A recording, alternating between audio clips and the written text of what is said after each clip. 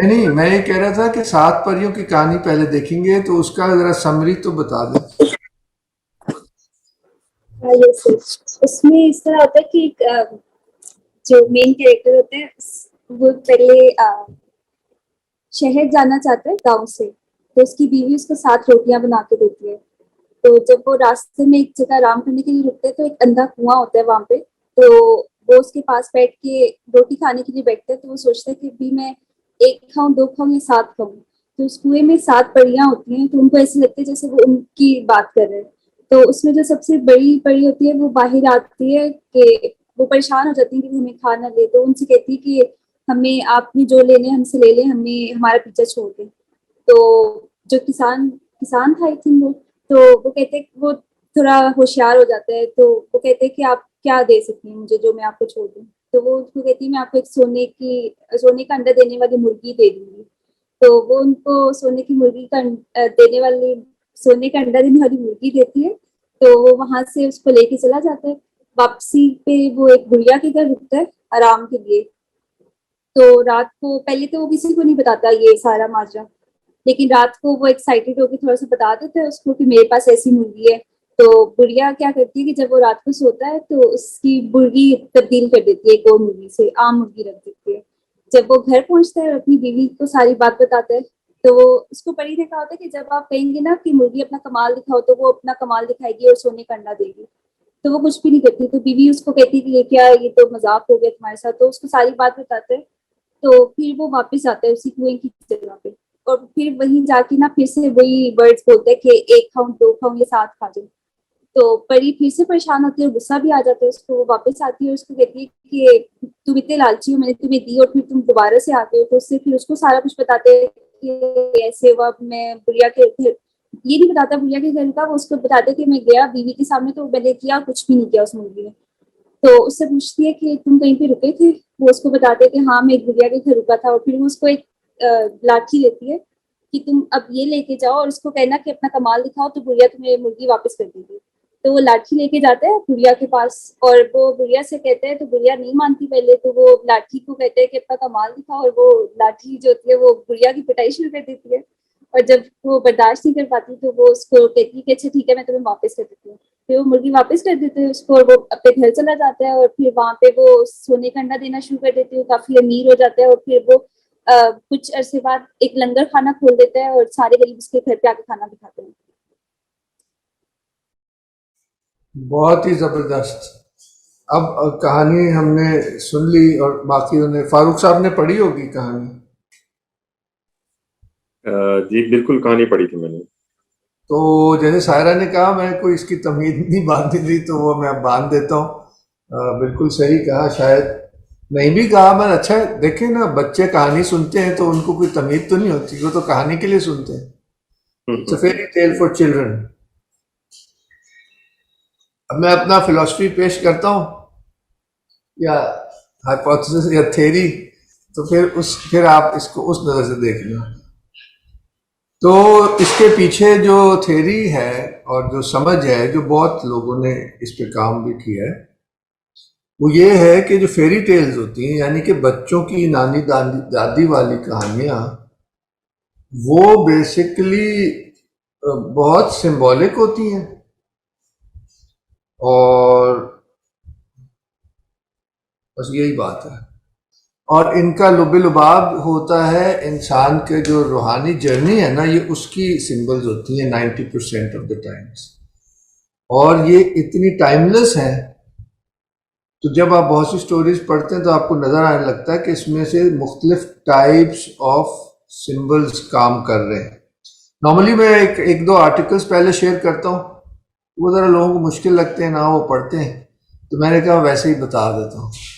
उन आर्टिकल्स में इसकी स्टडी है, वो बाद में शेयर कर लूँगा, तो वो फिर आपको वो ज़्यादा शायद इंटरेस्टिंग लगे। एक आर्टिकल है लैंग्वेज ऑफ द बर्ड्स, जो कि रेनी गेनोन का स्टडी है। इस ये टाइप्स में डिवाइड होती हैं, अगर ना नेट पे भी आपको मिल जाएंगी पूरी पूरी ना कंपेंडियम इंसाइक्लोपीडियाज हैं, फिर उसके अंदर टाइप्स आती हैं। तो टाइप एक है कि भाई लैंग्वेज जिसमें कि बर्ड्स से बातें करने का सिंबल है, तो ये कुरान में भी है और भी है। तो उसमें उन्होंने बताया कि ये बर्ड सिंबल है, कहने का मकसद ये। इसी तरह फिर दूसरा जो आर्टिकल है वो कुमारा स्वामी का है, उसमें ख्वाजा खिजर के किरदार वाली स्टोरीज डिस्कस की हैं। तो उसमें मैं आपको फिर उसमें से हमें पता चलता है कुएं का क्या मतलब है। तो कुमारा स्वामी की इस मामले में स्टडीज बहुत ही ज़बरदस्त है। तो बेसिकली क्योंकि इंसान का सबसे अहम मकसद दुनिया में आना जो है अपनी खोई हुई हकीकत को दोबारा पा लेना है, तो इसलिए बच्चों को, पहले के लोग हमारे जैसे थोड़ी थे, अब तो आप मॉडर्निटी पढ़ चुके हैं, आपको पता है कि ये तो सेक्युलर दुनिया अभी बनी है, 150 साल भी नहीं हुए। उससे पहले तो सब रिलीजियस सीक्रेट दुनिया में लोग रहते थे, तो वहाँ सबको पता था कि जिंदगी क्या है, मकसद क्या है। और ये हमेशा से ही ऐसे है, जब से इंसान इस दुनिया में आया है। तो ये स्टोरीज असल में शुरू से ही है, समझे, बहुत पुरानी है। और इनमें से कई सिंबल्स फिर आपको रेवलेशन में भी मिल जाते हैं। ट्री का सिंबल, जैसे हमने कुछ सिंबल्स डिस्कस किए भी हैं पहले, ट्री का सिंबल है। हजरत ख्वाजा खिजर जो है कुरान में भी आते हैं, वाटर ऑफ लाइफ का सिंबल है। ये सारा, ये जी सायरा को आप मेरी बात का कोई रब्त बन रहा है, मैं ऐसे आपको बहुत बताएं। जी सर, कुछ समझ आ रही है। वो जिस तरह आप रूमी की पोइट्री पढ़ते हैं तो वो एक उसमें आप एक जैसा कोर्सेस आप एक पैटर्न सिखाते हैं कि उसको समझने के लिए, लाइक मुझे ये लग रहा है कि इन स्टोरीज के पीछे भी एक ऐसा पैटर्न है। बिल्कुल बिल्कुल, और ये बिल्कुल सही तरह खुलेगा जो कल वाला सेकंड हाफ का, जो मार्टिन लिंक्स का चैप्टर है ना, पता नहीं गार्डन ऑफ ईडन या क्या उसका नाम है, वो भी बड़ा, जब वो उस पे आज और कल, क्योंकि हम मिथ्स पढ़ेंगे ना, मिथ्स भी एक कैटेगरी ऑफ सिंबॉलिक स्टोरी है। मिथ, और हम मिथ्स में फिर टाइप्स हैं। मिथ्स में हम देख रहे हैं क्रिएशन मिथ्स, उसमें आप देखेंगे कि once again across the world and across time एक कॉमनैलिटी ऑफ सिंबल्स है। तो ये असल जो मुझे ये सेक्शन मिला है छोटा सा, इसमें मेरा मकसद यही है कि हम सिंबल्स को डिसाइफर करने की कोशिश करें। बस इतना ही तमहीद मैं करना चाह रहा हूं। अब इस रोशनी में, और इसमें बात यह कि जो हीरो है ना वो आप खुद हैं। ये 2-3 पॉइंट्स हैं। जो स्टोरी का हीरो है, बंदा उससे ही करता है ना आइडेंटिफाई। तो कौन, अब अरे समिया की भी माइक, अस्सलाम वालेकुम। कोई मसला हो रहा था आपका, माइक हाँ आपकी जी। बात। आप बताइए कि ये आपने तमीज सुनी होगी, तो ये 7 परियों की कहानी जरा गौर करना चाहेंगी आप, उसमें से क्या क्या सिंबल्स आपको नजर आते हैं?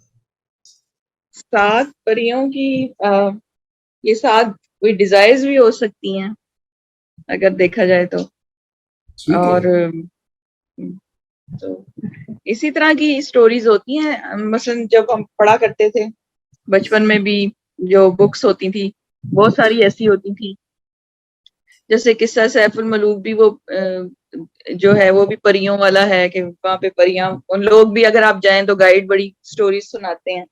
तो ऐसी स्टोरीज मेरे ख्याल में जो चलती रहती हैं। यानी मसलन पहले तो यही था ना कि जो है जनरेशन टू जनरेशन होती थी हर जगह पे लोकल, और मैंने देखा है मिलती जुलती है। जैसे एक दूसरा आपने जो किया हुआ है वो मेरे ख्याल में रशियन है, रशियन उससे ली हुई है, जो वो भी स्टोरी इसी तरह है। और ये एक किस्से की शक्ल में मुझे होता है, यदि इसकी डिटेल्स आगे आगे रिपीट की जाती हैं, पता नहीं वो याद कराने के लिए की जाती हैं, यानी एक ही चीज बार बार रिपीट होती है और उसको वो लेके चलते हैं। इस तरह मेरे ख्याल में हस्तोनीस से ही मैंने सुना था, मुशर्रफ अली फारूकी साहब ने कुछ दास्तानें सुनाई थी, तो वो बड़ी जो गेट्स के मेरे ख्याल में उससे थी, उन्होंने लिखे भी हुई हैं वो दास्तानें। तो फिर एक बुक हमने पढ़ी थी इनकी, जो नातिक साहब की, जो है हवेली के बारे में, उकाड़ा के करीब, उसमें भी मैंने बड़ी डिटेल पढ़ी थी कि कैसे वो किस्सा गो आके किस्से सुनाता है, पूरी तमहीद होती है और वो सारा कुछ। तो ये इन स्टोरीज में उसी तरह ही है कि और भी बड़ी चीजें होती हैं अंडरलाइन, जैसे आप कह रहे हैं, सिंबॉलिक होती हैं। तो वो काफी अरसे बाद ऐसी स्टोरी पढ़ी, अच्छा लगा वो। और जैसे उसमें डिटेल थी, वो 4 भाई गए, यानी 3 भाई गए, मुख्तलिफ डायरेक्शन में गए। तो जब हम छोटे होते थे तो मुझे एक वो भी याद है कि एक स्टोरी, जैसे आपने बताया कि आप खुद हीरो हैं, उसमें होता था कि एक पॉइंट पे जाके अब आप ये भी कर सकते हैं, अब आप ये भी कर सकते हैं, अगर ये करते हैं तो इस पेज पे जाके ये पढ़ें। ये भी एक फिरोज संस ने ना एक दफा बनाई थी, मुख्तलिफ स्टोरीज जो है उससे होती थी। तो यही मैं तो मसलन सिंबॉलिक तो जाहिर है वो डीप कुछ भी किया जा सकता है। नहीं, कुछ भी नहीं किया जा सकता। अभी सोहेल साहब जी जी मैंने तो पढ़ी ही नहीं। हाँ ये स्टोरी ये नहीं, मैंने मिथ्स के लेकिन पढ़े, मेरे ख्याल से सिमिलर ही है। मतलब उनमें जो हाँ, पाल का कंसेप्ट है, किसका? पाल का मतलब हाँ हाँ, जो जन्नत से निकाले जाने का, बिल्कुल बिल्कुल। वो वाकई सिमिलर है अक्रॉस सारे नेशंस में। जो क्या बात की है, मजा आ गया। कि उनको लगता है कि एक हमारी स्टेट थी वाह, कि वहाँ इंसान खुश था और परफेक्ट था, और उसको एक तरह से था कॉन्शियसनेस का कि वो क्या कर रहा है और उसके वजूद के क्या मकसद हैं, और बीच में से वो उससे खो गया।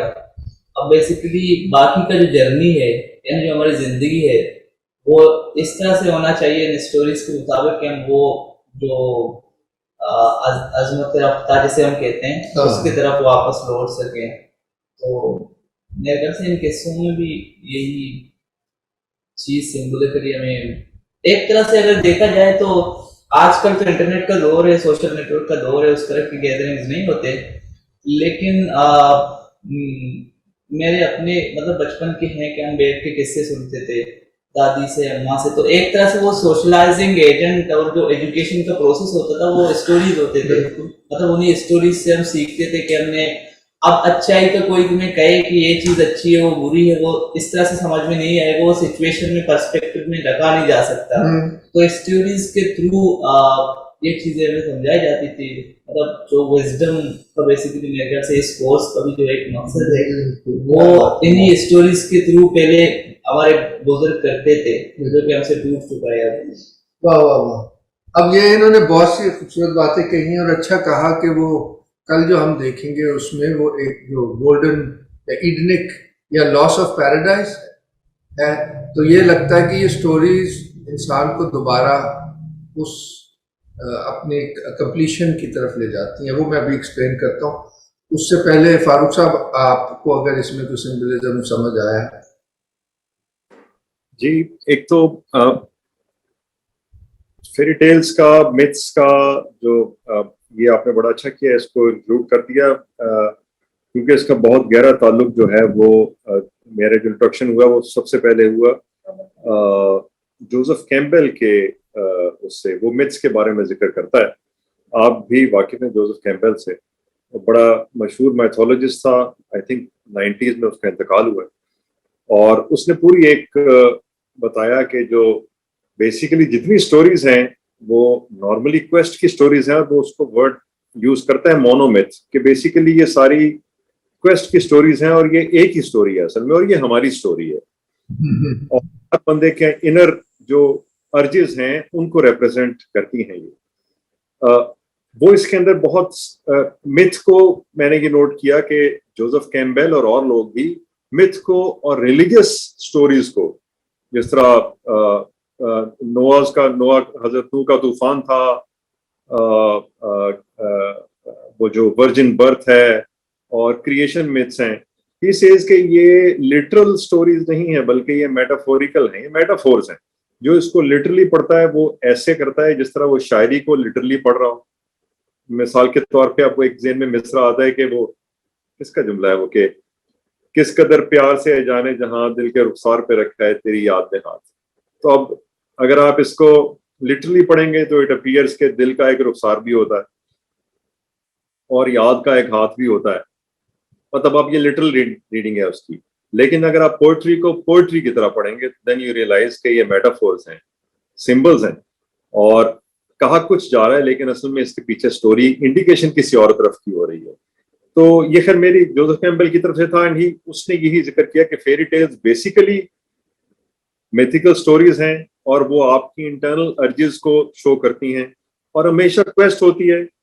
और क्वेस्ट, जिस तरह आपने कहा कि वो एक लॉस्ट जो आपकी जो पैराडाइज थी, हर बंदा जिस चीज को भी ढूंढता है असल में उसके पीछे जो उसकी क्वेस्ट है वो उसी परफेक्शन की या उसी जन्नत की या उस परफेक्ट हैप्पीनेस की तलाश है।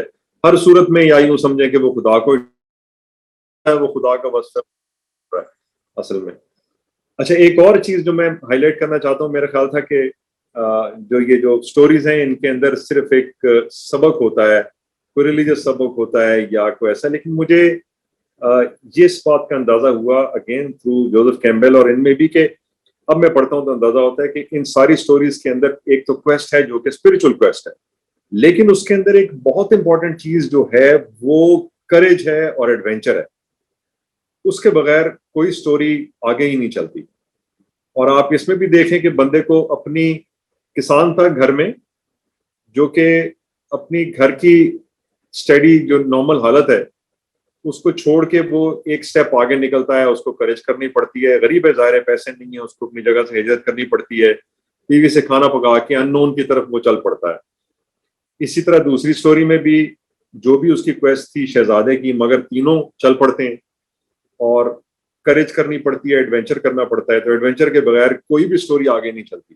तो मतलब ये कि स्पिरिचुअल क्वेस्ट भी है और एडवेंचर भी है या करेज भी है, उसके बगैर कोई स्टोरी नहीं चलती। मतलब हर स्टेप पे नेचर या खुदा या कुदरत या जिंदगी इम्तहान भी लेती है।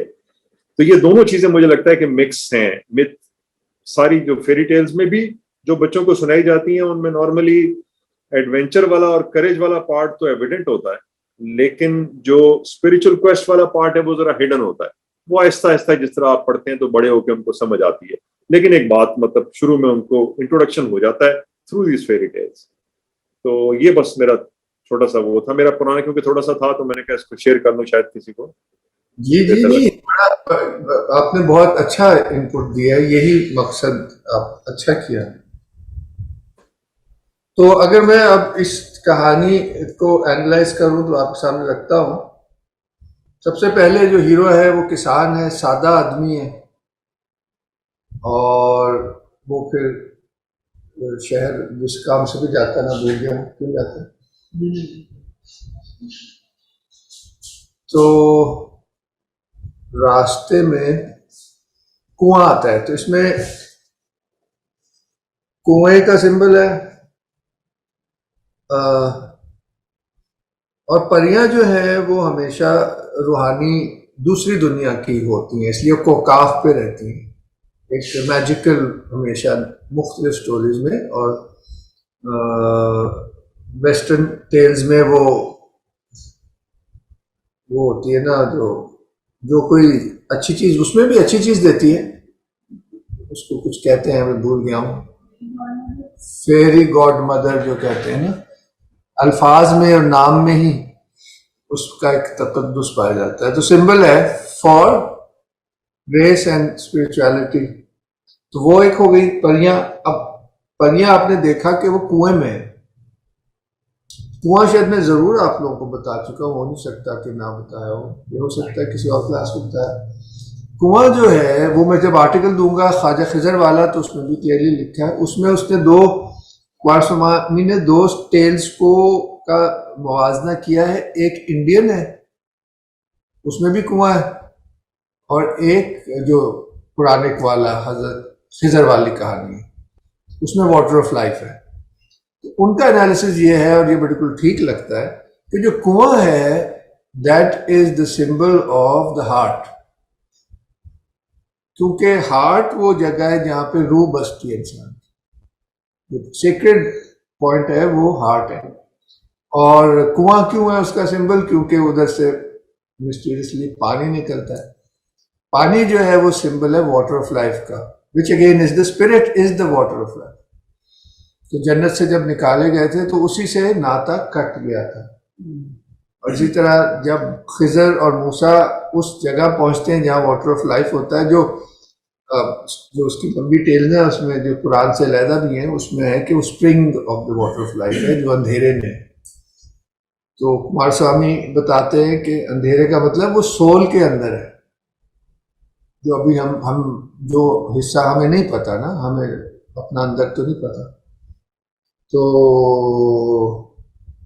और नॉर्मली ये at the edge of the soul, तो एज ऑफ अ फॉरेस्ट की बात भी होती है, forest also represents the soul. Anyway, तो ये कुआं बड़ा अहम अलग अलग जगह आपको मिलेगा। मैंने आप लोगों को सुनाई नहीं, अपनी मेरी नानी एक कहानी सुनाती थी, मैं वो तो दोबारा स्टोरी पे आते हैं। इसमें मैं आपसे कह रहा हूँ कि किसान, उसकी सादगी, फिर दूसरा कुएं का आपको मैंने एक मिसाल दी। दूसरी मिसाल में आपको एक कहानी सुनाना चाहूँगा। मुझे 100% तो नहीं याद, मगर अभी शमिया ने कहा कि उसमें रेपिटेशन होती है। जिस तरह नानी सुनाती थी वो भी मुझे नहीं याद। जिस तरह नानी सुनाती थी जो ज़बानी कहानियाँ, वो एक रिदम में सुनाती थी, उसमें एक राइमिंग कहानियाँ थी, और कुछ लफ्ज़ उसमें बार बार रिपीट होते थे लाइक अ रिदम। तो एनीवे, उसमें ये होता है कि अक्सर आप उसमें क्या होता है कि एक लड़की होती है, उसका बाप होता है, बाप दूसरी शादी कर लेता है। ये भी बड़ा ज़बरदस्त एक सिंबल है। तो सुतेली माँ होती है। ये दुनिया हमारे लिए सुतेली है, हमारा असल घर जो है वो जन्नत है। इसमें इस तरह का कुछ है, दुनियादारी और नौंदरी। असल माँ जो है वो ये नहीं, असल माँ हमारी रूह है, वो भी पीछे चला। उसकी एक बड़ी बदतमीज बेटी होती है। तो जो सारा काम घर का जो है वो लड़की से, उसके बड़ा खूबसूरत नाम होता है, मैं सब कुछ भूल गया हूँ, क्योंकि ये कहानियां हम इतनी दफा सुनते थे तो कुछ ना कुछ याद रह गया। तो उसको वो लगा देती है रुई कातने पे। अब रुई कातना भी एक सिंबल है, उसमें कॉटन भी एक सिंबल है, एक ट्रांसफॉर्मेशन का सिंबल है कि वो रॉ कॉटन से धागा बनता है, धागे से फिर कपड़ा बनता है वगैरह। एनीवे, तो होता ये है कि वो बड़ी सख्ती भी होती है, ये वो कि कोई चीज़ ज़ाया ना हो। तो होता है कि रुई का एक गाला उड़ जाता है, तो वो पीछे भागती है कि मुझे तो डांट पड़ेगी, ये रुई ज़ाया होगी। तो वो गाला उड़ता जाता है और वह कुएं में गिर जाता है। तो वो उसके पीछे कुएं में जाती है, लेकिन निडाल उसकी कुछ क्वालिटीज़ होती हैं। तो वो फिर कुएं के नीचे जाती है, तो वहाँ देखती है कि बुढ़िया बैठी है, घर है उसका, एक सहन है, सहन में एक बुढ़िया बैठी है। बुढ़िया वो कहती मैं ये ढूंढने आई हूँ, तो कहती है रखा ही ले लो। तो बुढ़िया का जो भी लॉन्ग स्टोरी शॉर्ट ये है कि बुढ़िया कहती है कि मेरी चारपाई टूटी भी है, इसको कौन बुनेगा। वो उसकी चारपाई को टाइट कर देती है। कहती है मेरे बाल जो हैं कंघी नहीं है, कौन करेगा। वो तेल शेल लगाती है, बाल बनाती है। कहती है मेरे लिए रोटी कौन पकाएगा, मेरे दांत खराब है, कोई मुझे जो भी रोटी। उसका घर कहती है साफ, घर भी गंदा है। अब असल में ये हमारी अपनी स्टेट है। वी हैव नेग्लेक्ट द बुढ़िया is the symbol of the spirit, is completely neglected. तो वो सफाई करती है उसके सहन की झाड़ू से, ये सब कुछ करती है। तो बुढ़िया पर खुश है होके, जैसे इसको भी तो कोई चीज मिली ना, और हर दफा फेरी गॉड मदर कोई चीज देती है। तो बुढ़िया उसको कहती है कि जाओ, जब तुम बात करो, नहीं, जब तुम्हारे माथे पे चांद चमके और जब तुम बात करो तो तुम्हारे मुंह से फूल झड़े। क्या बात है। अब बच्चे थे होते थे, हम तो बाकायदा सोचते थे फूल झड़ रहे हैं। बड़े होके समझ आई कि मतलब गुफ्तार में विजडम और खूबसूरती और खुशबू हो, और माथे पे चांद भी चमकना एक पूरा एक सिंबल है of the perfection of soul. चांद जो है ना वो परफेक्शन ऑफ द सोल है, क्योंकि वो रिफ्लेक्ट करता है light of the spirit into the darkness of the body. ये तीन सिंबल है, body, soul and spirit, sun, moon and earth. Anyway, तो उसको ये दुआ मिल जाती है, चली जाती है। वहां जब जाती है, जब भी बात करती है, मुंह वो फूल झड़ते हैं और उसके माथे पे वो चमक रहा होता है। तो उसकी वो तेली अम्मा भी काफी परेशान होती है, क्या है ये है वो, कैसे हुआ।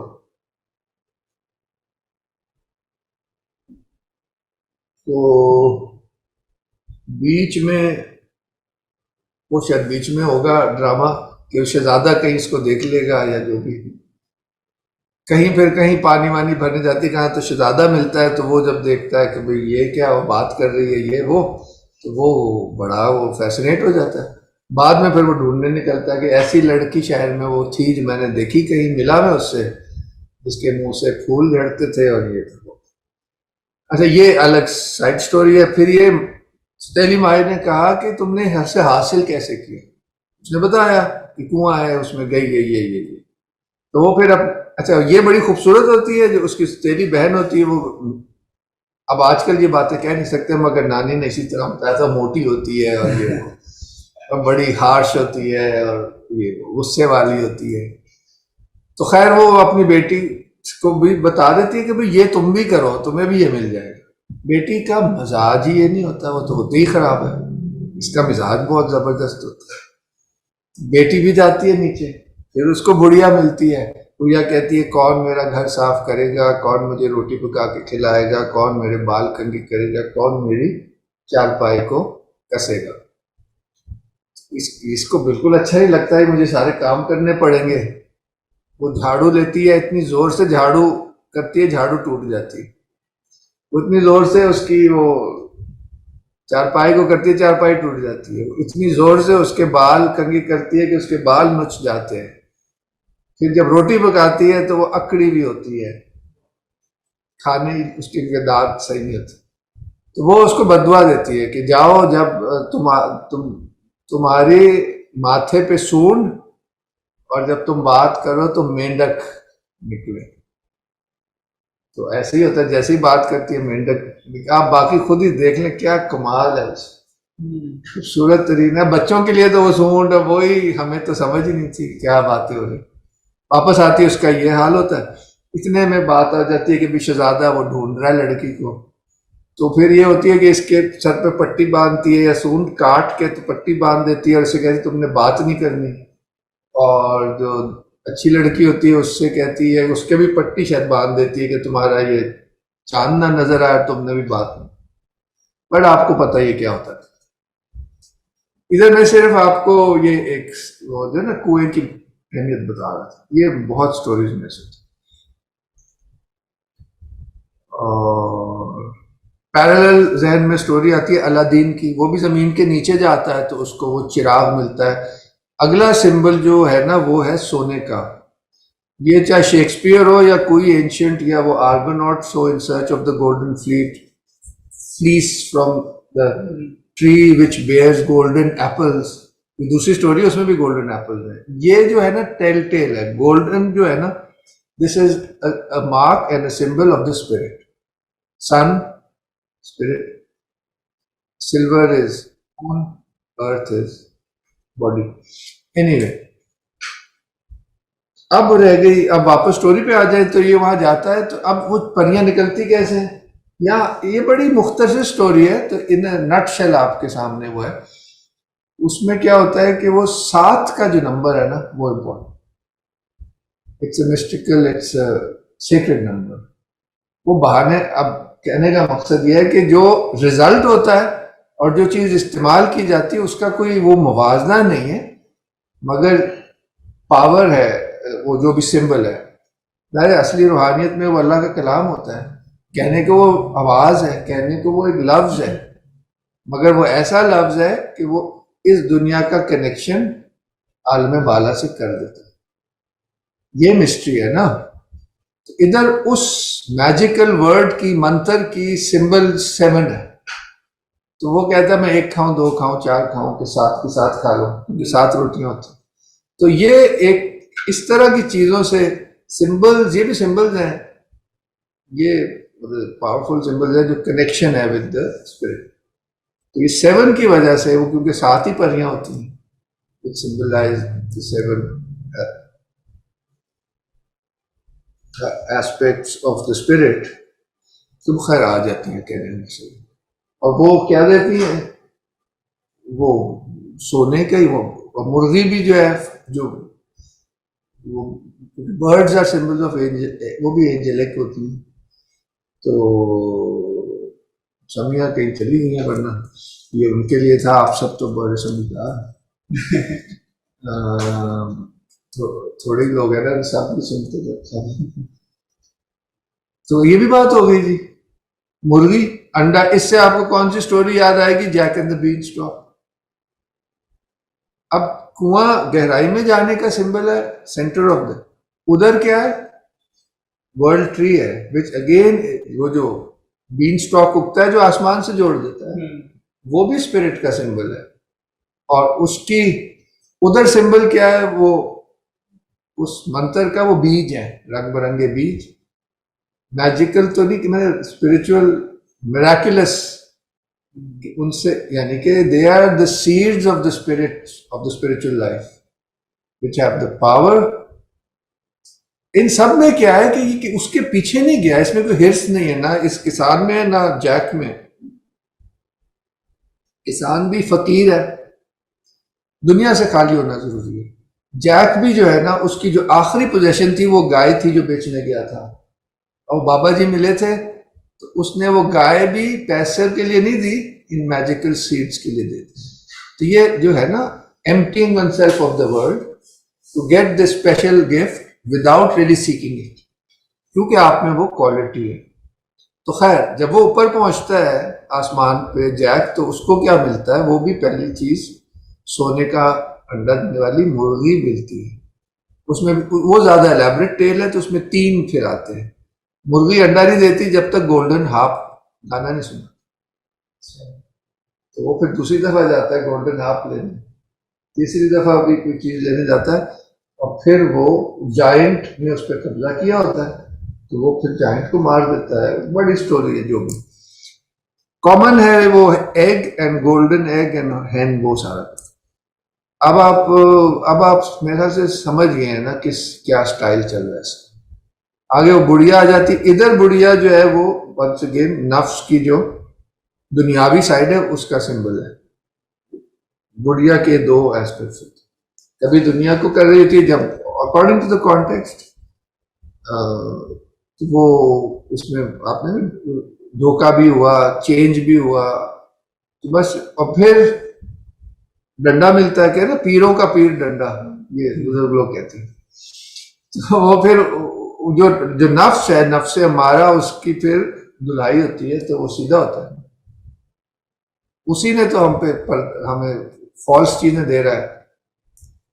तो बस ये इन नटशेल, अब उस पर तबसरा बातचीत कर लेते हैं, फिर हम ब्रेक ले लेंगे और फिर फायरबर्ड पे ब्रेक के बाद आ जाएंगे। ये सायरा, आप बताएं कुछ, आपको इसमें सारी चीज हमने कवर कर ली।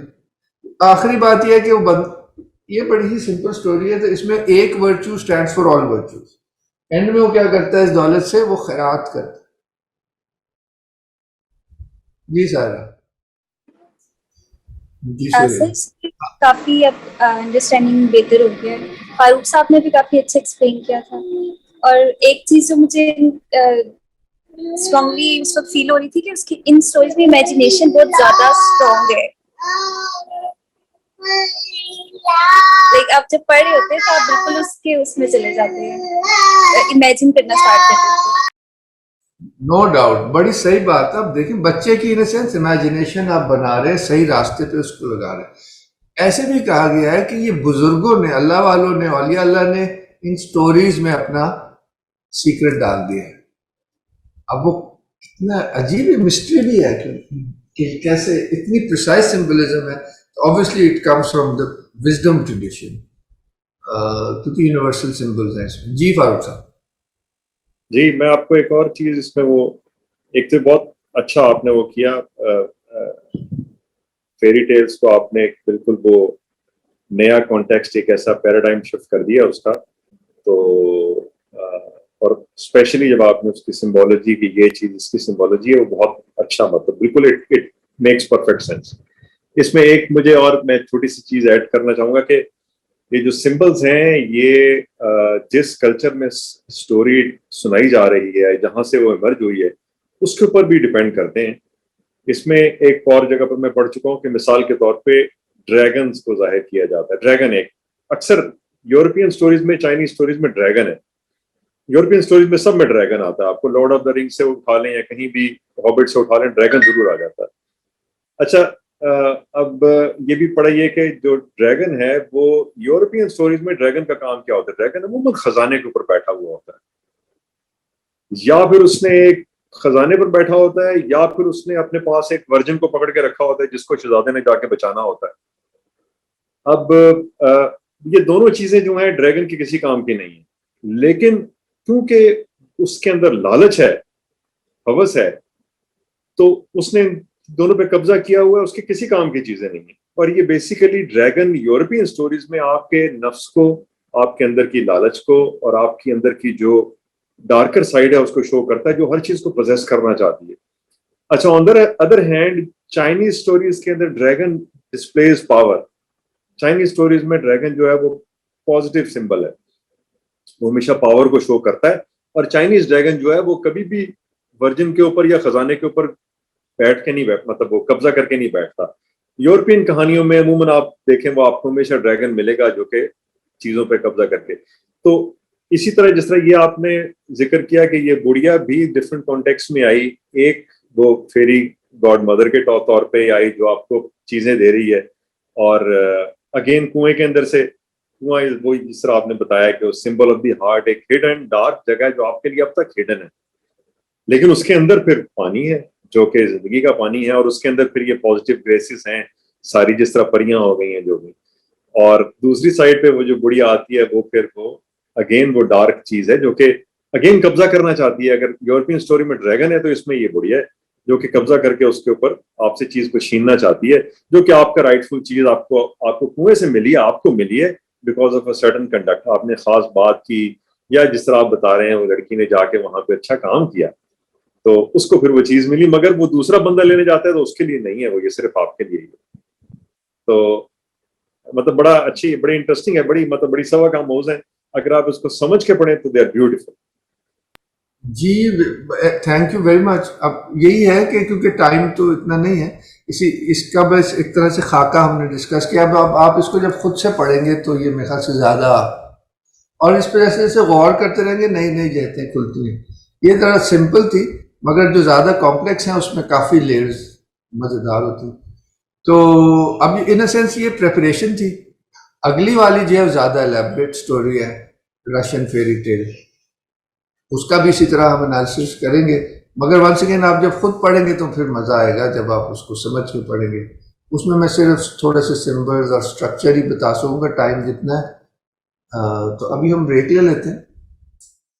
मैं ये आपने साथ मैंने शेयर किया वो तो नेट से लेके स्टोरी शेयर की है, मगर क्योंकि ये हमारे पास ये किताब होती थी, हमारे ज़माने के बहुत से बच्चों के पास ये किताब होती थी। ये रशिया से छपी हुई है और बड़े टॉप आर्टिस्ट ने, आप देख ही सकते हैं। यानी कि इसकी इमेजेस की वजह से हम तो रोज रात को उसकी एक कहानी सुनते थे अपने वालिद से। तो और ये फायरबर्ड फेवरेट कहानी थी, और इस किताब में कई कहानियां हैं। ये पूरी किताब आपसे शेयर कर देंगे, तो इसमें हर कहानी का आप जो है ना एनालिसिस कर सकते हैं। तो ये जो हम देख रहे हैं उसी कहानी के नाम पर किताब का नाम है। इसमें ये फायरबर्ड है, ये वो दरख्त है जिसपे गोल्डन एप्पल्स हैं।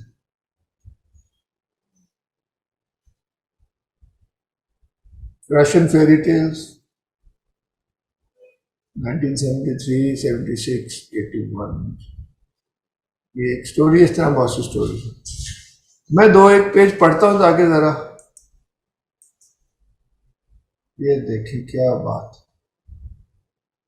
Once upon a time there was a Tsar named Berendi, and he had 3 sons, the youngest of whom was called Ivan.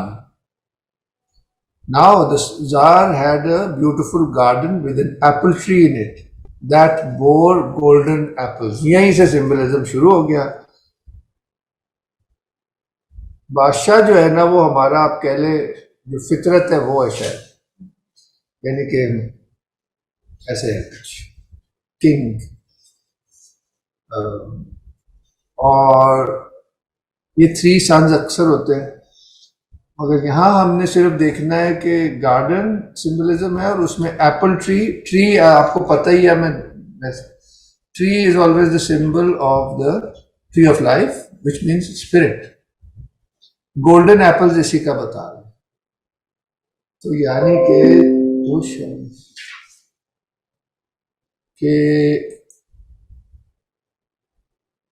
meaning to say it's obviously in the center of the garden, center of the soul.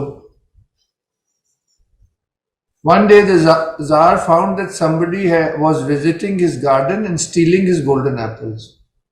The Tsar was very unhappy about this. He sent watchmen into the garden, but they were unable to catch the thief.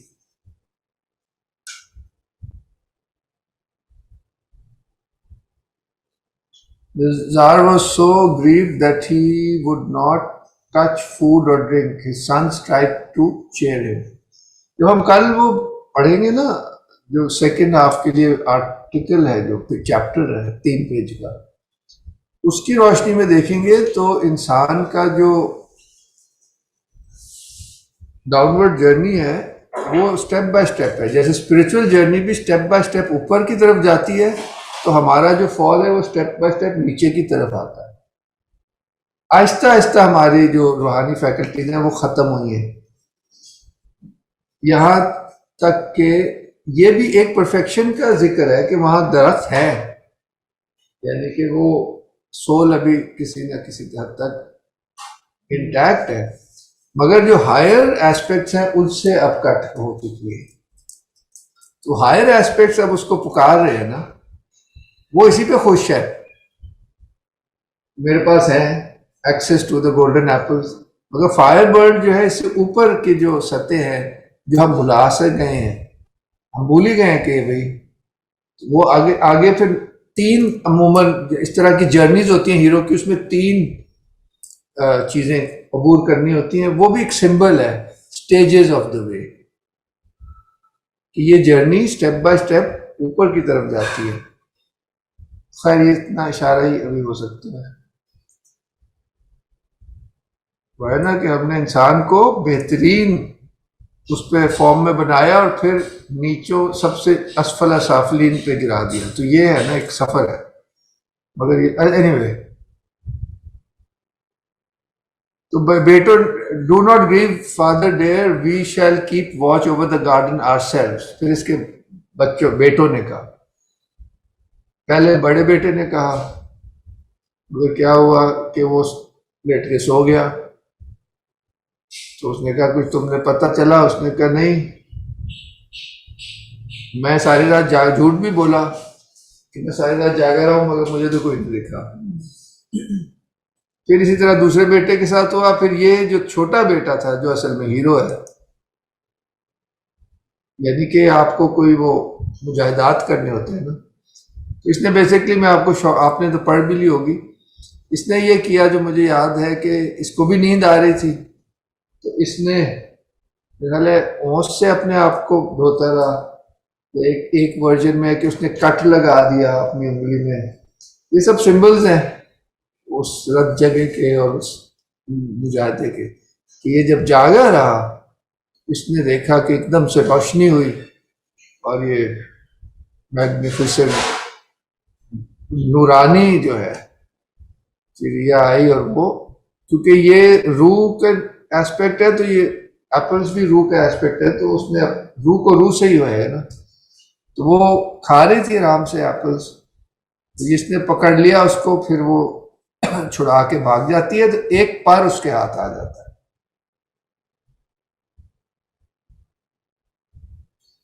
अब ये देखे ना, he would wash his face in dew and become wide awake again. Half the night passed by, and all of a sudden, what should he see but a light shining in the garden? Light is also symbol, brighter and brighter. Firebird pecking at the apples, leaving a feather from its tail. फिर वो उसको दिखाता है. The Tsar took the feather, and from that time he became cheerful again. But one fine day he fell to thinking about the firebird. ठीक है, उसने क्या कहा बेटों से कि भाई मुझे तो फायरबर्ड चाहिए, यानी कि जो उसका हायर नेचर है वो जाग गया ना. जर्नी तो जब ही शुरू होती है कि जब इंसान को एहसास हो कि मैंने कुछ खोया है या कुछ और भी है, तो बस ये तीनों जो है अपने घोड़ों पे सवार होके निकल पड़ते हैं. अब आगे आता है कि जी राइट जाए, एक राइट जाता है, एक लेफ्ट जाता है ना, ऐसा कुछ होता है.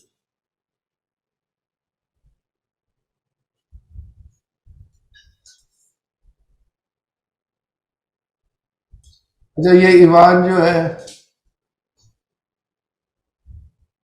वो सो जाता है, जब उठता है तो उसका घोड़ा गायब होता है, पैदल चलना शुरू कर देता है।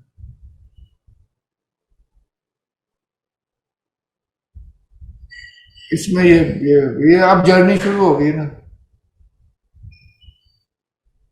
अब जी गाइड आता है, अपनी जो जितनी उसकी कुव्वत होती है वो चलता है, वो एंड हो जाती है तो फिर अब वो गाइड जो है वो ग्रे वुल्फ है, ये मुर्शिद आ गए।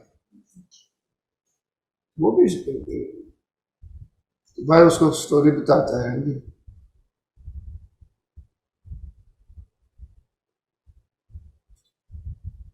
वो कहता है मैं इस काम से निकला हूं। Well, you could not have reached the firebird on the horse in 3 years. I alone know where it lives.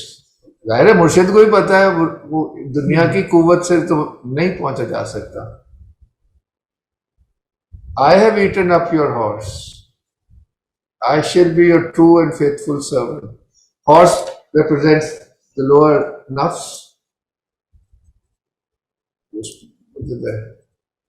अब वो चेंज हो गया, ट्रांसफॉर्म हो गया, हायर उसका सिंबल आ गया, वो उसको ले जाता है। ये बड़ी खूबसूरत वैसे ये है, अब आपको क्या बताऊं। Zarovich Ivan got on his back and Grey Wolf was off in a flash. Blue lakes skimmed past ever so fast. Green forest swept by in the wink of an eye. बुराक पे जैसे जा रहा हूँ, and at last they came to a castle with a high wall. अब वो उसको सारा सिखा देता है कि भाई इस वक्त सारे सो रहे हैं, तुम चुपके से जाना, फायरबर्ड लेना, तुमने जो है ना जो मर्जी हो जाए उसके पिंजरे को हाथ नहीं लगाना। खैर होता वही है, जब वो जाता है उसको लालच हो जाती है, पिंजरा इतना खूबसूरत होता है, वो भी सोने का होता है। कहता मैं चिड़िया ले लूं तो पिंजरा छोड़ दूं, ये तो नहीं हो सकता। तो फिर अलार्म्स बज जाते हैं, ये पहुंचता है वो गोल्डन है जी। तो खैर पकड़ा जाता है, वहां का अलग जार होता है। अब ये अलग दुनियाओं की बात होती है, सिंबल नहीं। वो फिर उसको कहता है, fie shame on you to think of the son of a tsar being a thief. Well, you should not have let your bird steal apples from our garden. वो कहता है कि मैं तुम सीधी तरह आके वैसे ही कह देते, मैं तुम्हें वैसे ही दे देता, मगर अब तुमने गलती की है तो अब तुम्हें काम करना पड़ेगा, फिर मैं तुम्हें माफ करूंगा। अब एक और जगह है, एक और रेल है, वहां पे एक और जार है, वहां उस once again you see horse with the golden mane, उसके सुनहरी बाल, तो उसको लेके आओ। अब वो स्टेप बाय स्टेप ऊपर जाने का सफर है ना, कुछ खोते हैं फिर ऊपर जाते हैं। तो खैर वहां से फिर वो निकलता है, वुल्फ कहता है, सॉरी भी करता है, चलो मैं तुम्हें वहां ले जाता हूं। And off went Grey Wolf and Zarovich Ivan on his back. Whether they traveled for a long or a little time, nobody knows. But at last they came to the castle where the horse with the golden mane was. उधर भी यही होता है, कहता है तुम ऐसे जाओ, ऐसे करो, ज़ाहिर मुर्शिद के बगैर नहीं सकते, तुम घोड़ा ले आओ, सब सो रहे, मगर उसकी लगाम लगाम को हाथ नहीं लगाना सोने की। यही होता है, वो हाथ लगा देता है, कहते ये मैं कैसे छोड़ दूं। फिर वो शोर शराबा शुरू हो जाता है, पकड़ा जाता है, फिर यही होता है, a czar's son stealing horses, what a foolish thing to do. I shall make you a present of my horse with the gold. कहता है तुम अब मेरे लिए एक और जार की किंगडम में जाओ और वहां से येलेना द फेयर, जो उसकी शहजादी है, उसको लेके आओ, मैं उससे शादी करूंगा और फिर मैं तुम्हें ये दे दूंगा घोड़ा। अब वो आगे जाता है, फिर यही सारा कुछ होता है, और क्या देखते हैं कि वो अपने बाग में टहल रही होती है। अब ग्रे वुल्फ कहता है कि मैं तुम पे नहीं छोड़ूंगा ये मामला, तुम फिर कोई गलती करोगे। ये जो हाईएस्ट है, अब जहां पे, क्योंकि अक्सर स्टोरीज में आपने देखा होगा, ये तो बड़ी इलेबरेट स्टोरी है कि वो इन स्टोरीज को भी आप पढ़ेंगे, इसमें और स्टोरीज आएंगी जिसमें वो जो शहजादा है उसको एक ऐसी खूबसूरत शहजादी तक पहुंचना होता है, या पहुंच जाता है तो उसको 3 टास्क देती है, या उसका बाप उसको 3 टास्क देता है। तो शहजादी का मतलब ये है कि जो रूह है, और वो जो शादी है उसका मतलब ये है कि इंसान कंप्लीट हो गई, नफ्स और रूह की शादी हो गई। ये बहुत कॉमन मोटिव है। Anyway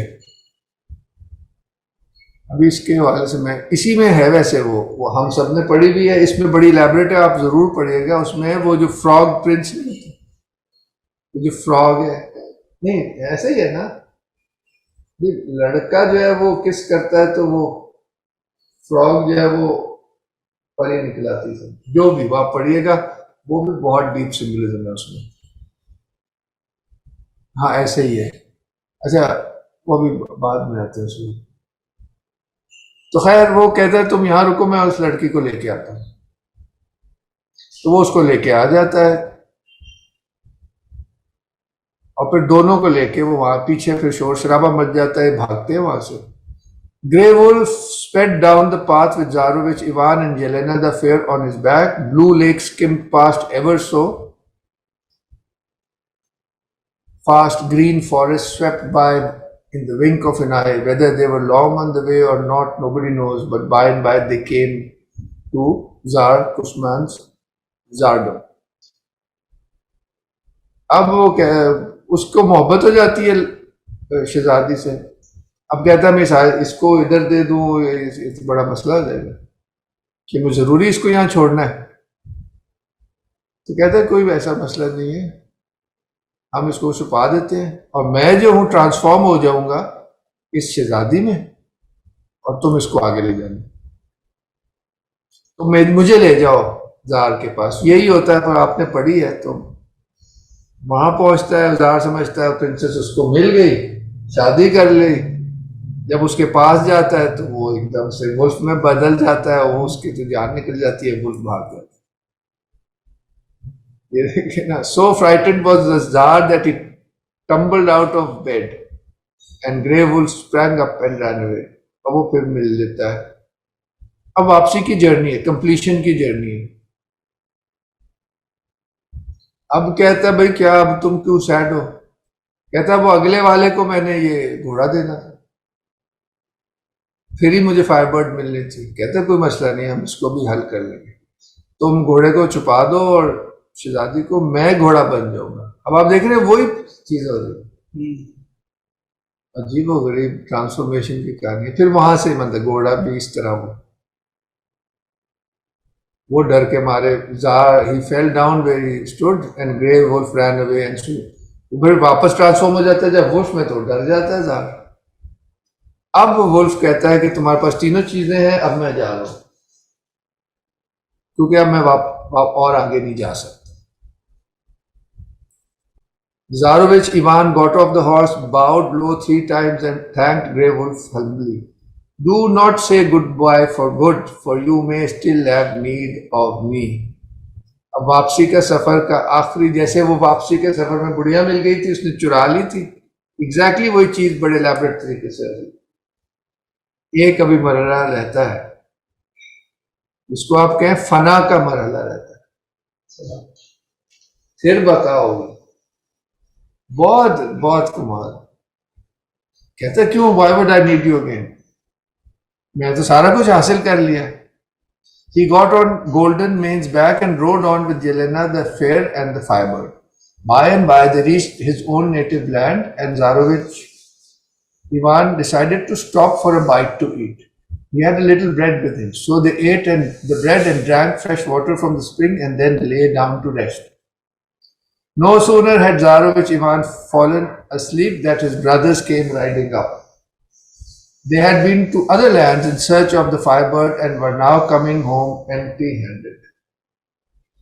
When they saw the Zarovich Ivan had got everything, they said, "Let us kill our brother, for then all his spoils will be ours." And with that, they killed Zarovich Ivan. Then they got on Golden Mane's back, took the Firebird, seated Yelena the Fair on a horse, and said, "See that you say not a word about this at home." अब देखें, so there lay Zarovich Ivan on the ground with the ravens circling over his head. All of a sudden, who should come running but Grey Wolf? पूरी story है जैसे Hollywood की भी होती है, उनमें भी ऐसे अप डाउन होता है ना, स्टोरी एक ही है. He ran up and he seized a raven and her fledgling. "Fly and fetch me dead and living water, raven," said the wolf. "If you do, I shall let your nestling go." ये सबसे आखिर में हम पहुंच गए. ये बहुत ही बारीक नुक्ता है. जो रेवन है, इसको हमेशा सारे बहुत सी कंट्रीज की फोकलोर में कि पानी ढूंढ लेता है. एक मिथ है हकीकत है जो भी. तो यही हुआ.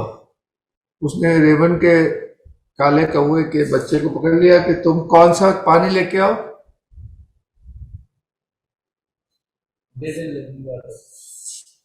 Dead and living water. वो अभी देखते हैं क्या होता है. ये आपने ध्यान में रखना. Living water. The raven flew off. What else could she do while the wolf held her fledgling? Whether a long time passed by or a little time, nobody knows, but at last she came back with the dead and living water. Grey Wolf sprinkled the dead water on Zarovich Ivan's wounds and the wounds healed. ये उसकी body की healing हुई है. Dead water इस दुनिया का पानी, ये बॉडी इस दुनिया की है. सूरह रहमान में ना हमने 2 समंदर जारी किए. Then he sprinkled him with the living water. This is the spirit. And Zarovich came back to life. इतना क्लियर है ना. स्पिरिट एंड लिविंग वाटर एक ही चीज है. "Oh, how soundly I slept," said he. "Eh," said Grey Wolf. "And but for me, you would never have wakened. Your own brothers killed you and took away all your treasures. Get on my back quick." बस फिर वो चलते हैं. ये बड़ी आप पढ़ना है. अच्छा नहीं, they went off in hot pursuit and they soon caught up with the 2 brothers, and Grey Wolf tore them to bits and scattered the bits over the field. क्योंकि अब तो वो फना के बाद बका हासिल कर चुका है. कंप्लीट न्यू मैन हो गया. रूहानियत का पूरा जिसे कहते हैं ना एक सिंबलिज्म है. बस बाकी तो आप समझ ही गए. तो फिर सारी स्टोरी फिर सारा बता दिया कि भाइयों ने क्या खराब किया. Zarovich Berendi was sorely grieved, but he soon got over it, and Zarovich Ivan married Yelena the Fair, and they lived together in health and cheer for many a long and prosperous. ये वो जो मुझे याद आ रही थी ना, the frog ज़ारोवीना, ये आप लोग जरूर पढ़िएगा. कमाल है. अब चीजें तो बनी मगर यहाँ रोक. टाइम हुआ तो चलो इसको देख लेंगे बाद. यहाँ तक कोई आपने फॉलो किया फिर फारूक साहब? जी बिल्कुल फॉलो किया. बहुत अच्छा किया. इसमें एक मेरी भी एक छोटा सा पॉइंट मेरे जहन में आया था. वो ये कि इनिशियली जब वो अपने घोड़े पर जाता है और वो घोड़े पर रिलाय कर रहा होता है. घोड़ा अगेन वो एक चीज है जो कि इन्हें इस तरह देखें तो घोड़ा इस एक जिस तरह दुनियावी असबाब हैं उसके ऊपर रिलाय करके वो घोड़े के ऊपर जा रहा होता है कि मैं अब इसकी उस पर जाके उसको ढूंढ लूंगा, फायरबर्ड को ढूंढ लूंगा. जो ग्रे वुल्फ है अब वो आता है जब स्टोरी में तो जाहिर है वो हायर रियलिटी है और वो इससे इसका जो वाहिद सहारा होता है जिस पर ये डिपेंड कर रहा होता है वो इसे खा लेता है, इसका छीन लेता है इससे. और उसके बाद फिर ये उस पर डिपेंड करता है. मतलब बेसिकली ये है कि जब तक ये चीज आखिरी जो दुनियावी सहारा है वो बंदा, मतलब ये भी सिंबॉलिक है ना, आखिरी दुनियावी सहारा जब आप छोड़ते हैं तो फिर वो मुझे एक उसका एक डायलॉग छोटा सा याद आ रहा है, अगर ज्यादा लंबी बात ना हो तो मनचले का सौदा के अंदर वो फिरदौस जमाल को, ये इशफाक अहमद का लिखा हुआ ड्रामा है जिसमें फिरदौस जमाल एक बुजुर्ग आदमी है और क़याम सरहदी उसे कहता है कि जी वो फिरदौस जमाल उस सीन में डाकखाने में खड़ा मोहरे लगा रहा होता है. तो उसे कहता है कि जी मेरे लिफाफे पे भी मोहर लगाते हैं. वो उससे कहता है तू दुनिया का कुत्ता है, तू किस उसमें आ गया है हमारे साथ. तो जा तू अपने घर, तो अपने दिल की सफाई कर कुछ। वो कहते हैं जी कुछ थोड़ी सी सफाई तो की है। तो आगे फिरदौस इकबाल बहुत प्यारा जुमला बोलता है, वो उससे कहता है कि वे पागला, वो ऐसे थोड़ी आता है, वो तो पूरा घर खाली करा के आता है। ये हाँ बड़ा प्यारा डायलॉग था कि वो घर खाली होगा तो फिर आएगा। तो पॉइंट ये कि उसने उसका एक ही सहारा था, वो उससे ले लिया। अब he had to depend on spiritual means, जो कि आगे ग्रे वुल्फ इसको रिप्रेजेंट करता है। तो बिल्कुल। बड़ी अच्छा था। एक मुझे समझ नहीं आया कि इनमें से अक्सर जो फोकलोर स्टोरीज जो हैं, इनमें ये नेस्टेड कहानियां क्यों होती हैं? मतलब एक के पास जाता है, जिस तरह पुराना भी होता था कि वो जाता है तो पहुंचता है तो पता लगता है, वो कहते जी तो जिन की जान तोते में है, तोता हाँ लेकर तोता लेने निकलता है तो पता लगता है कि वो हमारे में बातगर की खबर लेने चलता है, तो फिर फूल बकौली का फूल लेने जाता है, तो फिर पता नहीं कहीं से कहीं जाता है। तो ये नेस्टेड स्टोरीज क्यों होती हैं, ये कभी आप बताइएगा। मतलब मुझे इसकी समझ नहीं आई कि नेस्टेड स्टोरीज क्यों है। ठीक है। असल में ना हम ब्रेक में इसी टाइप की स्टोरी की बात कर रहे थे क्योंकि वो इसी बुक में है। मैं वो दोनों स्टोरीज का ना आपको ऐसे झलक दिखा देता हूँ, आप खुद पढ़िएगा फिर उसको। और उसकी कीज कुछ आपको दे दूंगा, फिर आप जब पढ़ेंगे तो यू रियली एंजॉय। और इसका भी जवाब अभी देता हूँ जो आपने सवाल किए। सायरा, आपका कोई पहले रिस्पॉन्स ले लें, फिर हम आगे चलते हैं, फारूक साहब की बात का जवाब भी देते हैं।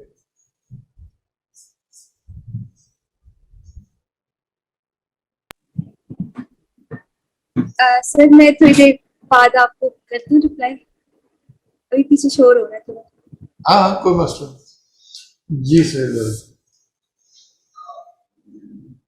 मैं मुझे एक चीज इस स्टोरी में अभी मुझे लगता है, जो रियलाइज है वो ये कि इस तरह की जितने भी स्टोरीज हम पढ़ते हैं, तो जैसे कि पहले फारूक साहब ने बात की कि एक एडवेंचर होता है, मतलब एक चीज जिसे हासिल करना होता है और उसके लिए ऊपर एक पूरा स्टोरी उसी चीज के ऊपर बेस होता है।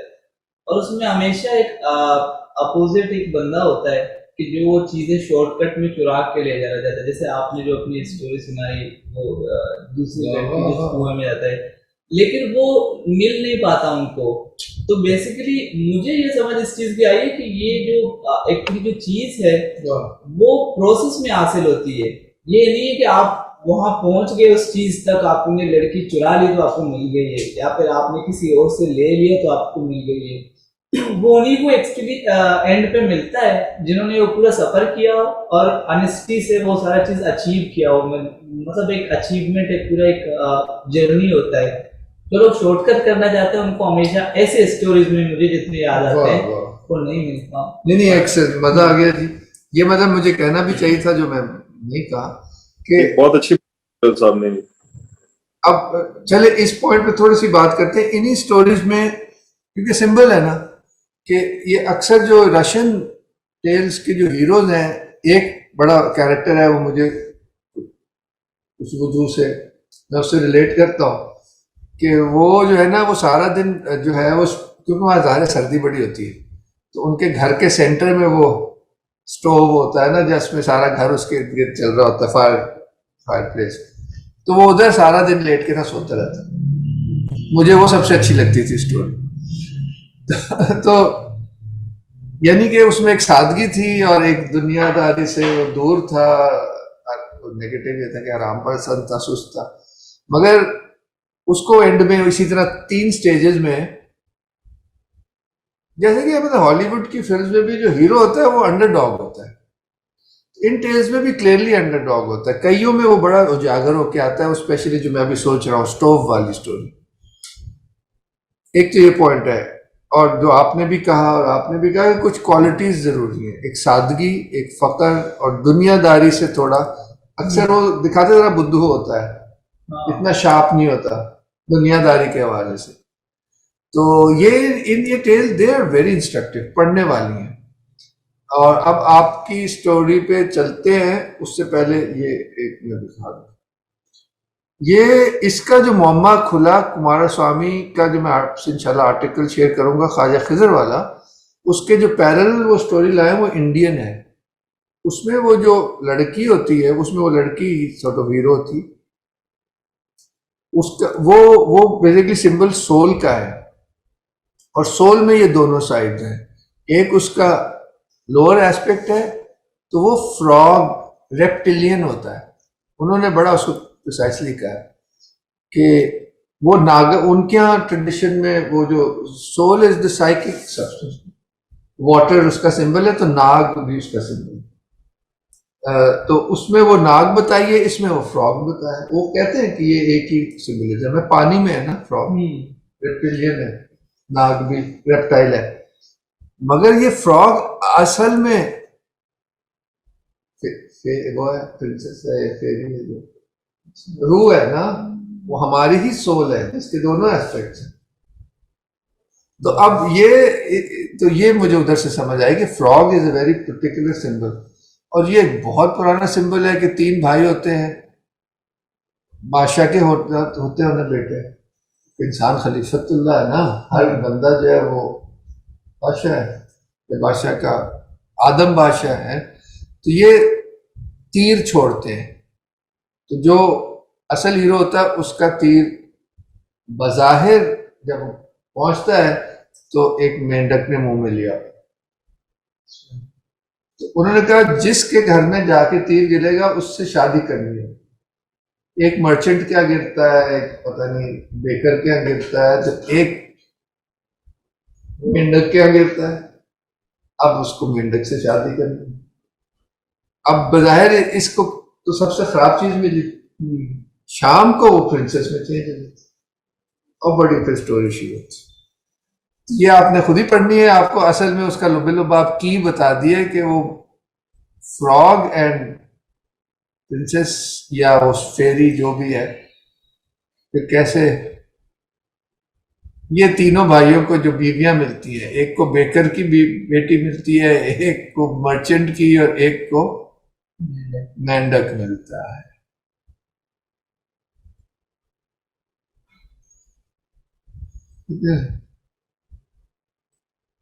वो सारे काम बड़े अच्छे, वो पे टास्क देता है ना बादशाह। इसकी बीवी जो कि मेंढक होती है, वो रात को अपनी ये स्किन उतारती है और वो उसमें चेंज हो जाती है, और ये सारे काम कर देती है सबसे अच्छे, और ये सबसे खूबसूरत होती है। अब ये आप बहुत देखिएगा, अब मेडन फेयर बियॉन्ड कंपेयर, हाय हाय, ये बाप तो छोड़ता हूँ, ये आप खुद ही पढ़िएगा। ये देखिए, ये वही मेंढक है, हमारी ही बात होगी। इस साइकी के अंदर एक रूह भी छुपी हुई है, मेहनत से परी बनाना है, रूह बनाना है, फिर बंदा पूरा होगा, यानी कि कंप्लीट करना। ये फिर उसकी जर्नी शुरू होती है, वो बड़ी खौफनाक, इससे हमें बड़ा डर लगता था। बाबा इसमें विच रहती है, ये भी जंगल के बीच में है।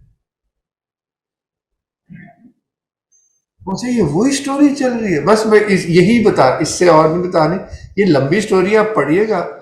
अब फिर वो फिर क्या करता है, कहती है बस इतने 3 दिन तुम इंतजार कर लो, वोटेवर ना, कि किसी को बताना नहीं। होता ये है कि वो कहता है इसको रात को फिर ये ना 12 बजे या जब भी सुबह जब उठती है तो फिर वापस वो बनी होती है मेंढक, ये बड़ा कोफ्त होती है इसको। ये क्या करती, जब उसकी वो जब उतार के रख देती है तो ये उसको आग में डाल के जला देता है स्किन। कहती है ये तुम्हें नहीं करना था, अब मैं जा रही हूँ, कभी नहीं होगी। अब इसकी जर्नी शुरू होती, in search of the lost maiden. बहुत खूबसूरत कहानी है। अब ये चलता है चलता है चलता है, वो आप सुनिएगा। फिर वो 4 जानवरों की मदद करता है जो तकलीफ में होते हैं, और वो उसको प्रॉमिस करते हैं कि जब भी तुम्हें कोई मसला हो हम आके तुम्हारी मदद करें। ये जो लड़की होती है, इसको एक जिन ने इस हालत में कैद किया होता है, तो जब वो जिन मरेगा तो ये लड़की आजाद होगी, सारी बात पूरी होगी। तो ये जो 4 एनिमल्स हैं, एक ये फिश है, एक क्या है ये कोई फिश है, कोई नाम लिया था, वो भी बड़े सिंबॉलिक है सारा। तो ये बेसिकली वाटर एलिमेंट का सिंबल है, ये एयर एलिमेंट का सिंबल है, ये अर्थ एलिमेंट का सिंबल है, और ये फायर एलिमेंट का सिंबल है।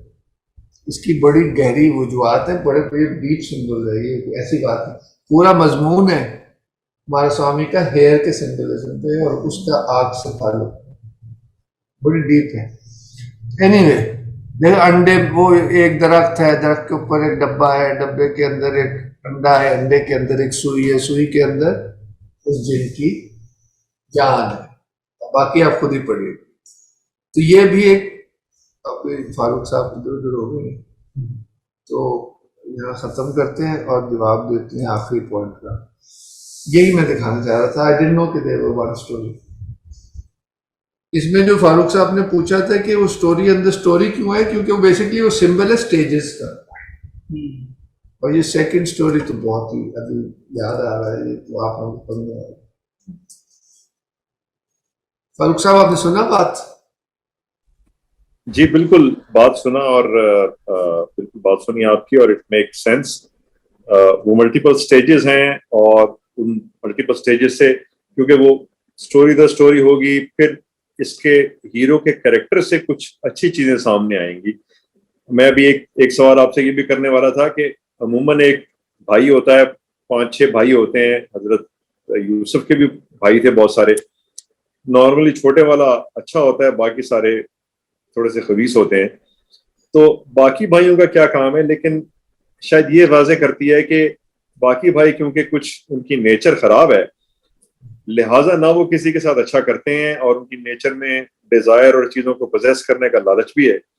इस जो छोटा भाई है, इसकी नेचर में वो नहीं है, और शायद इसी वजह से बाकी भाई इस कंट्रास्ट को वाज़ेह करने के लिए दिखाए जाते हैं, और इसी की नेचर से फिर पॉजिटिव चीजें निकलती हैं, जहां ये लोगों की हेल्प करता है।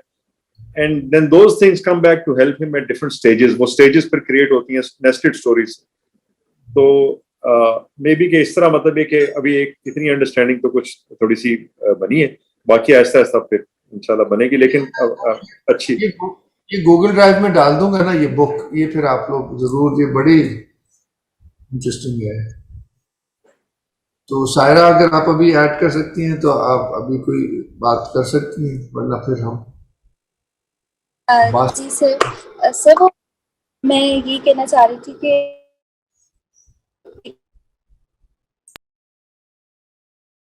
आपने खोल दिया कि किस तरह से कहानियों को और किस्सों को आपने समझना है। आपको आवाज आ रही है? जी जी, शुरू में नहीं आ रही थी, अब आ रही है।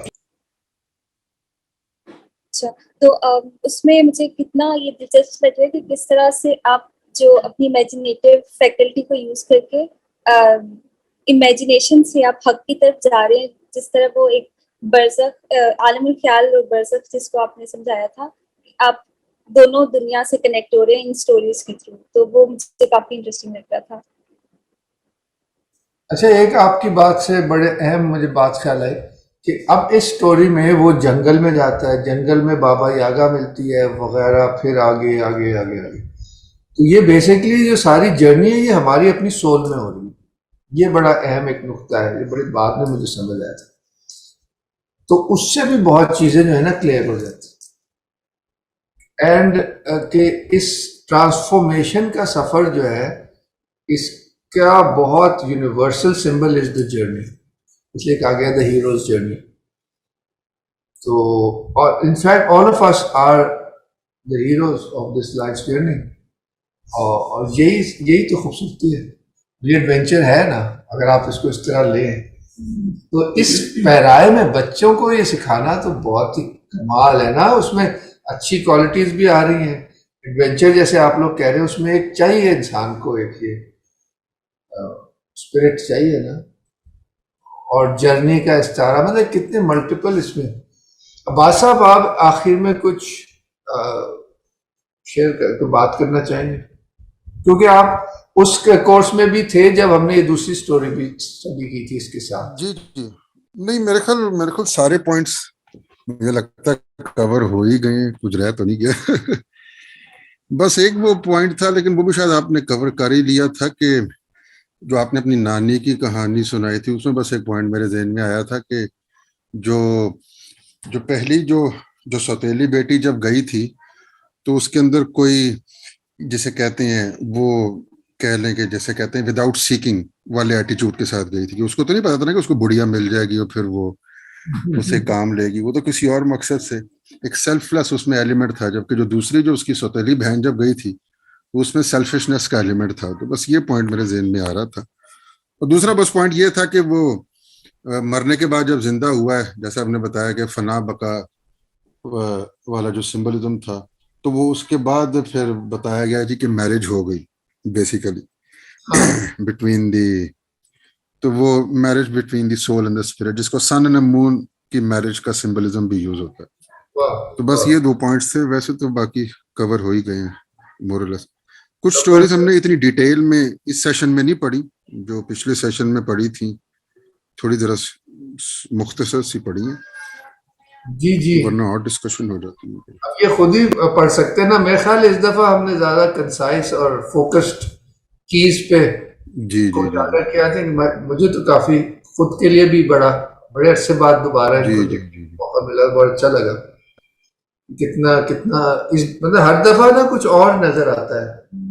ये इसमें भी कोई शक नहीं। क्योंकि हकीकत से जुड़ी हुई है। सिंबल्स की यही बात है, असल सिंबल वही है जिसमें गहराई और एक खत्म नहीं हो सकती, क्योंकि उसकी जहतें बहुत इवन होती वो इवन वो अभी देखें कि वो जो जो पहली स्टोरी थी उसकी मेरे जहन से निकल रहा, लकड़हारा था या कौन था वो जो कुएं के पास गया था, तो उसमें भी बेसिकली उसमें एक सेल्फलेस एलिमेंट यह था कि उसको तो नहीं पता था कि वो बेसिकली अनजाने में परियों को पुकार रहा है। तो वहां भी है।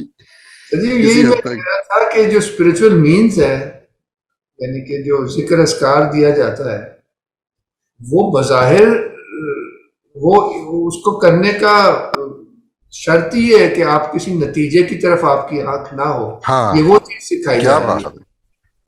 इसलिए ना जब और भगवत गीता में अर्जुन को लेसन जो दिया जाता है वो ये दिया जाता है कि एक्शन विदाउट अटैचमेंट। तो फिर क्या बात। तुम जो काम करोगे उसके कोई भी नेगेटिव कर्मा का रिएक्शन नहीं आएगा। If you are detach from, then you might be killing people. उसका काम था ना, वॉरियर था। बिल्कुल सही। अगर वो जैसे हजरत अली का था ना कि जब उस बंदे ने उनके मुंह पे थूका तो उन्होंने उस पे तलवार हटा ली। ये वही है जो अर्जुन वाली बात। तो खैर बड़ी डेप्थ है इन चीजों में, और यही चीजें सीखने वाली हैं। आई थिंक आप जो बात कर रहे थे कि एक तो ये बात थी, दूसरी बात ये थी कि वो जो स्पिरिचुअल मीन्स है उनमें एक तरह का मिराकुलस पावर है। बज़ाहिर तो कुछ भी नहीं है, अल्फाज है, साउंड है, मगर क्योंकि वो खुदा की दी हुई है तो उनमें वो कनेक्शन है स्पिरिट से कि उसके असरात को अपनी तरफ खींचती है। तो खैर इसमें कई इंटरेस्टिंग पैराडॉक्सिकल भी है थोड़ा सा, मगर इस पर जब सोचें तो फिर समझ आना शुरू होता है। जी सुहेल आखिर में। नहीं मैं बस यही कहना चाह रहा था कि वाकई इसमें से ये चीज जाहिर होता है कि इससे जो चीजें हमें हासिल होती हैं वो सब्जेक्टिव नहीं है कि हमारे दिमाग के पैदा करदा, मतलब वो ऑब्जेक्टिवली उन चीजों में कुछ है। अगर तुम्हारा जहन उस तरफ है भी नहीं, तुम नहीं भी करना चाह रहे हो, तो उसके रिजल्ट तुम्हें मिल जाएंगे। और सिर्फ वो बस करते हुए उसके ये सुहेल ने जो है ना इसकी वो एक बड़ी अहम, क्योंकि मैं क्या आपको क्या जब जिस तरह फेरी टेल्स आजकल पेश की जाती है ना, हमारे यहाँ भी नकल में यही करते हैं, और वैसे भी मैंने देखा स्टोरी टेलर्स वो, और हमें भी जैसे लोग आजकल के लोग बताते हैं, ये कहते हैं कि देखिए क्या इमेजिनेशन थी, ये लोगों ने कहानियां घड़ी हुई है इंटरटेनमेंट के लिए, यानी कि दूर दूर तक भिनक भी नहीं है। जैसे इन्होंने कहा कि there is an objective system of symbols, तो ये जमीन आसमान का फर्क है। और इस तरह से जो हमने पहली टर्म में मॉडर्निटी को स्टडी किया, ये उसका भी आजकल हम जब मॉडर्निटी के लेंस से देखते हैं तो बिल्कुल कुछ उसका बेमानी होकर रह जाता है। आई मीन ऑब्जेक्टिविटी का, क्योंकि सब्जेक्टिव खाने में डाल देते हैं, डेकार्टियन तरह से देखें कि ये सारा कुछ तो अब सब्जेक्टिव खाने में डल गया ना, रूहानियत वगैरह, उसकी कोई ऑब्जेक्टिव हकीकत ही नहीं। तो बहुत ही अच्छा पॉइंट है। कुमार सलाम मैं तो शेयर करूंगा ना, आप ग्रुप में है। हाँ कोशिश करता हूँ। और process of the story teller himself बस मैं भाई की जो बात है ना, सब्जेक्टिविटी और ऑब्जेक्टिविटी, ये मुझे ज्यादा स्ट्राइक की कि मैं वो इत्तेफाक से जो विलियम ततिक साहब की किताब है ना, the self disclosure of God, और मतलब इब्न अरबी की जो कॉस्मोलॉजी पे किताब है, उसमें जो इंट्रो में उन्होंने जो सब्जेक्टिविटी और ऑब्जेक्टिविटी का थोड़ा जिक्र किया है, वो मेरा ख्याल है कि वो भी बड़ा ही खूबसूरत है। वो जो कहते हैं कि नफ्स का जो इब्न अरबी उसको बयान करने की कोशिश करते हैं, उसकी तय दर तय जो है, इतना ज़्यादा कुछ उसके अंदर है, वो पूरा खजाना है। वो जैसे आपके करेक्टर्स हैं आपकी स्टोरीज में, उसी तरह आपके जो सेल्फ में जो करेक्टर्स हैं वो इतने ज़्यादा हैं कि कहीं वो चुड़ैल भी है, और कहीं कुआं भी है, और कहीं वो पिंजरे के अंदर जानवर भी है। और जब आप उसके अंदर जाके कुएं के अंदर या जंगल में जाके सफर करते हैं, तो कहीं से परिंदा निकालते हैं पिंजरे में से, और कहीं जिन से आपका मुकाबला होता है। तो वो जो आपका सेल्फ के अंदर का सफर है, ये मेरा ख्याल है कि बड़ा खूबसूरत तरीके से इम्तिहान में है। वाह वाह, आपने कूजे में पूरी बात अच्छी समराइज की। यही क्रेडिट को जाता है कि नहीं, यही बहुत जबरदस्त ग्रुप डिस्कशन का फायदा हुआ। तो जनाब, इसके साथ फिर इजाजत और बहुत शुक्रिया। कल अब आपने वो क्रिएशन में पढ़ ले जितनी भी पढ़ सकते हैं, और वो जो आर्टिकल है 3 पेज का, वो मेरे ख्याल है सारी गुफ्तगू का मकसद भी, तो वैसे तो हमने काफी सारी बातें कर ली, तो कल वो चैप्टर बेसिकली मकसद है कि वो चैप्टर देखेंगे, पहले क्रिएशन मिथ्स देखेंगे। ठीक है जी, इजाजत है फारूक साहब जी, बहुत शुक्रिया, खुदा हाफिज। खुदा हाफिज। सर, हाँ आपसे जी। आउट ऑफ कॉन्टेक्स्ट एक बात पूछनी थी। हाँ। कल इस्लामाबाद में सर कामिल का एक ओपन हाउस है, तो मैंने पूछा था असलन इससे कोई आ रहा है वहाँ पे? बस कामिल साहब जा रहे हैं, और आपको पता ही है रमीज आर्किटेक्चर कोर्स में मुझे असिस्ट करते थे, वो भी सर के साथ होंगे। और ठीक है। कोर्स में आपके क्लास फेलो से फिर जो छोड़ गए थे सुहेल पंजाब यूनिवर्सिटी के, वो भी सुना जा रहे हैं। तो अच्छा होगा, आप जरूर कोशिश करें।